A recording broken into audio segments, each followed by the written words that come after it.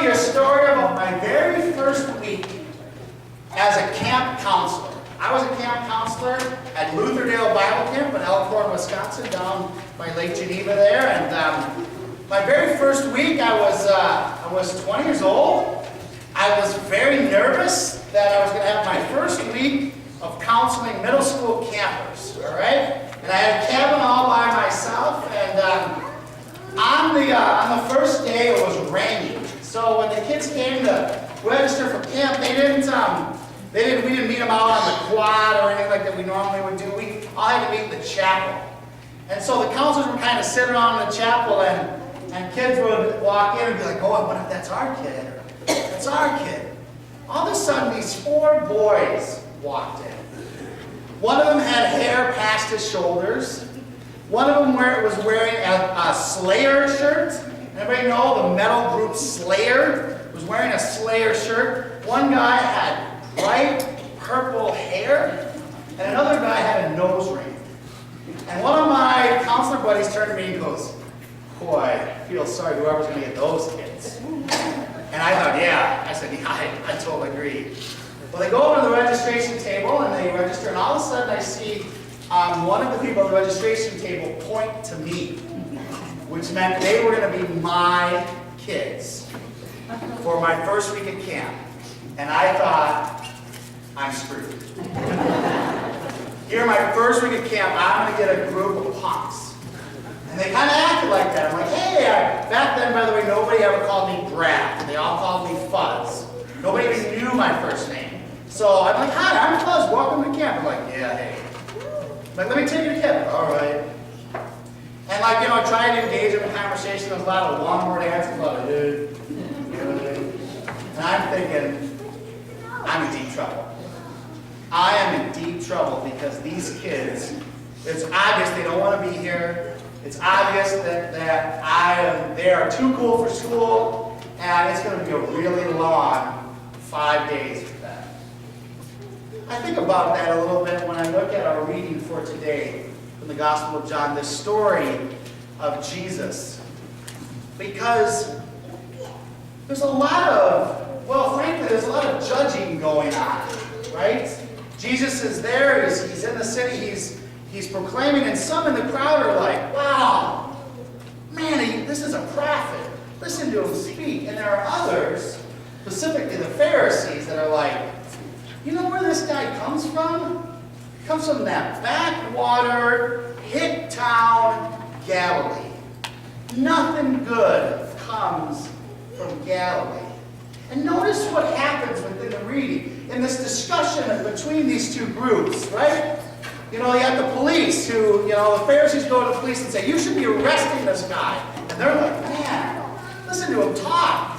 What's the first thing they do? They insult, right? They insult the police. Well, you don't know about this guy.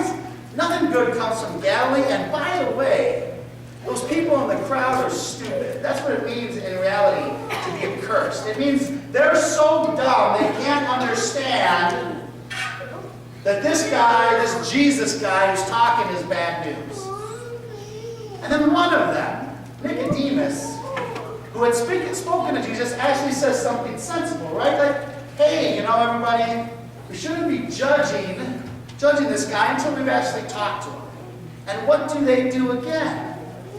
They badger him. Well, it says, nothing good comes from Galilee. You gotta be wrong. They're discriminating against Jesus. They're discriminating against him from where he's from what he's saying, and even how he's acting. And it's really easy for us to say, and to look at this and go, man, with the Pharisees, they just didn't get it. They couldn't see Jesus. And then we remember, we do the same thing, don't we? Don't we prejudge people? Prejudge them based on where they're from? Prejudge them by the way they look? We might judge them by all sorts of different measures. When those 4 kids walked into camp, I immediately judged them. And their first initial impressions that they gave to me actually reinforced my opinion. But I found out really quickly that those 4 kids were actually awesome kids. You know what they were doing? They were running an experiment for Boy Scouts on how people treat you based on their looks and their initial answers. The kid with the purple hair was 2 badges away from being an Eagle Scout. He started all of our fires that week. It was awesome. The other 3 kids were beginning on the process towards Eagle Scout. I found out that they loved camp, and they had actually been to camp before. I found out that they were some of the most open-minded kids that I ever knew. They were one of my best camp weeks in 2 years that I ended up having there. These kids who I had initially dismissed because they were different than what I was expecting or than what I wanted. That was what was happening to Jesus. The Pharisees were unwilling to listen to Jesus' message because he didn't fit the mold that they thought a Messiah should be. He didn't fit the mold of what they thought a prophet should be.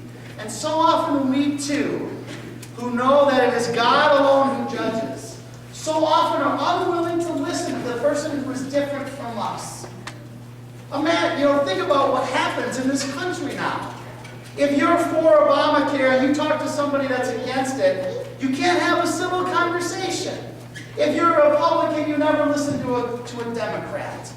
Heck, if you're a Bears fan, you get mocked for you. I got made fun of this morning in the McDonald's drive-thru at 6 o'clock this morning for the Bear sticker on my car. My response is always the same. We all have crosses to bear. But we do. We prejudge people, and even worse, we are unwilling to listen to someone who disagrees with us. Because we automatically think that they must be wrong or stupid or don't get it. But the fact of the matter is we are all sinners. And we are all wrong. And we have a God in Jesus Christ who looks at us and knows who we are and gives his life for all of us. Not just for this group, not just for people who look this way or act this way or have this political belief, but he dies for every single one of us. And all who call upon his name, all who express faith in Jesus Christ are saved. They are forgiven and saved. Not because we're the same, but because Christ's love is the same for all who call upon him. And we have a call in the world, brothers and sisters, as followers of Jesus Christ, to open our hearts and open our minds to our enemies and to the strangers and to those who are different from us, so that we can see that they are God's children just as we are.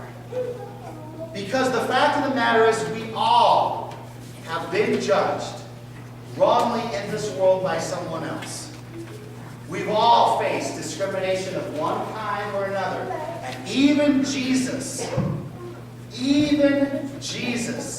faced it as well. And you know what Jesus did? He died and gave his life for those people who discriminated against him. May we open our hearts and our minds to the people who are different than us. May we always look and welcome all who come into this place and come into our lives as children of God. And may we always be ready to listen and to love those who are different than ourselves, because Christ listens and has loved us first. For that we can say thanks be to God. Amen.